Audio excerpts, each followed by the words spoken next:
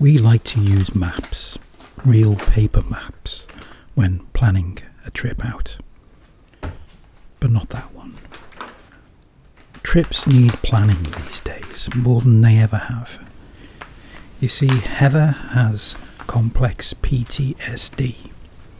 Even if we're just travelling locally, she prefers the familiar. Being adventurous and spontaneous is stressful. We don't do stress if we can help it. But Friday is therapy day, and last week's therapy day we did have an adventure to a beach that is on our doorstep, yet we've never been there before. And it's all thanks to Heather's hobby. Well, I say hobby, I don't think she'd call it a hobby. I think if you asked her, she'd say she was just having a nosy for curiosity's sake and sometimes inspiration.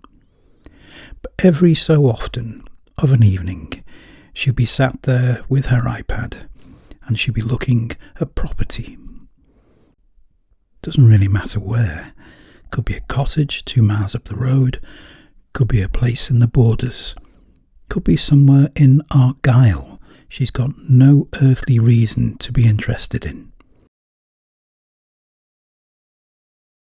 Nothing ever comes of it, we're not moving. She just likes to look. Anyway, she found a place over the way on the coast. Stairhaven, this was. And she's mooching about on it, having a good look, and she does the thing where she drops down onto the street level photo. You know, the one where you can spin yourself around and have a nosy at the actual road. And after a minute of that, she goes very quiet. And then she says, "We've never actually been there, have we?" And I thought about it, and she was right. Stairhaven. 20 years up and down that coast, and it turns out the two of us had never once turned off for it. It was just a name on a sign. And here's one of the things about Street View. It will show you the road, it will show you the house, more or less, if you're patient and you don't mind it occasionally folding buildings in on themselves and looking like a scene from Inception. But it won't show you what it's actually like to stand there. The wind, the smell of it, whether it feels like somewhere or nowhere. There's only so much you can get from a website, is what I'm saying. And Heather felt we should get a lungful of real sea air. So the only sensible thing to do was get in the van and go and stand there ourselves. So, Friday. Supplies first, obviously. There's a co-op in Wigtown that does a chocolate brownie that Heather has a particular penchant for, and I grabbed a Danish.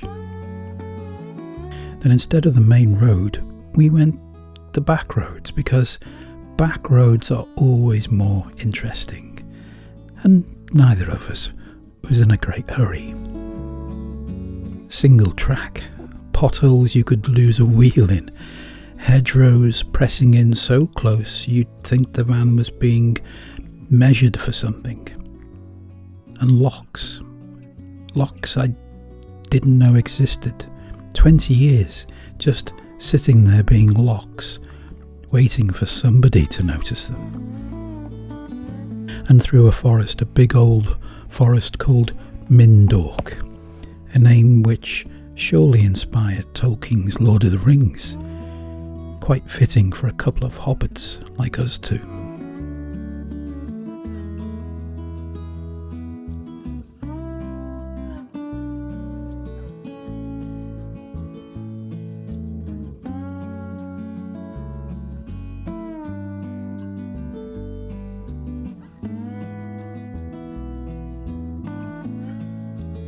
We eventually dropped down to the bay at Stairhaven, and there was a smell.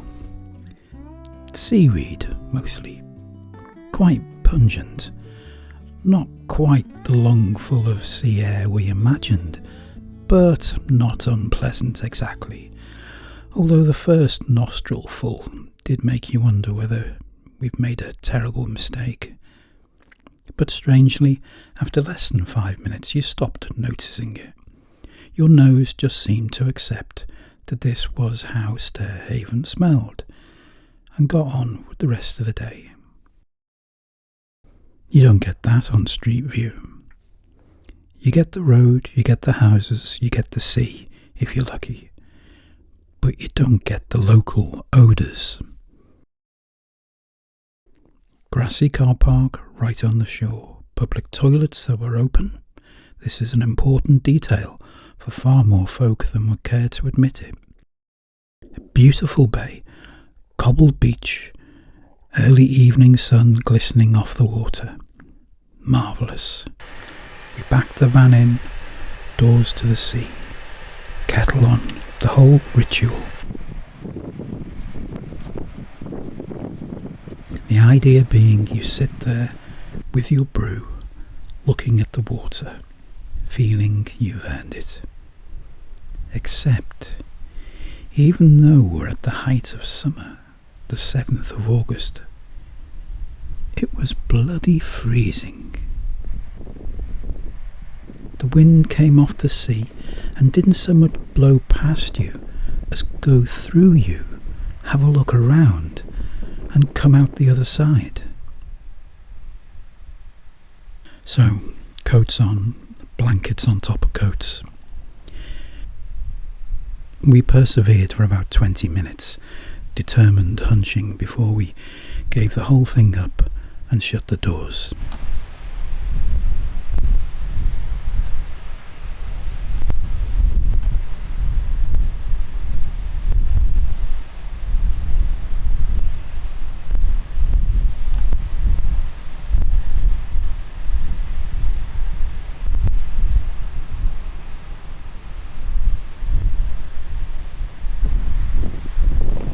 And there you are, another couple of things Street View doesn't tell you.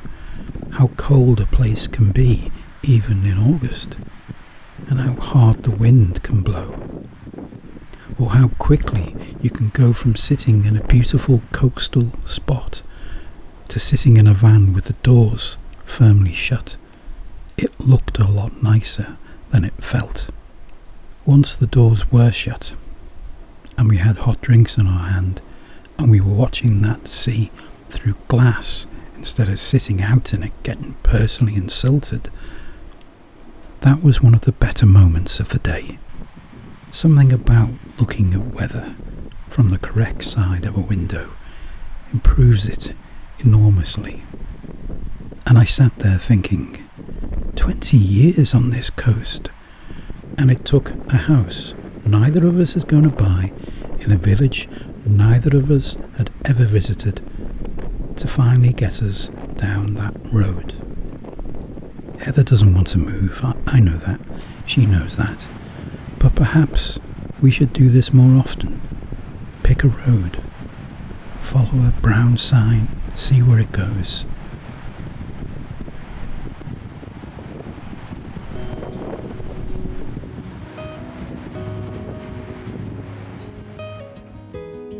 We've lived here 20 years. There are probably still locks we haven't noticed. So I suppose Friday's therapy day was quite useful. Not because we found somewhere we wanted to live. We didn't. Not because Stairhaven turned out to be some hidden paradise. It was cold. It smelled of seaweed. But it is pretty and has potential. But more importantly, it was somewhere we hadn't been. And sometimes you just want to stand where the photograph was taken and find out what the photograph left out. Home now, to rest, for maybe a couple of days.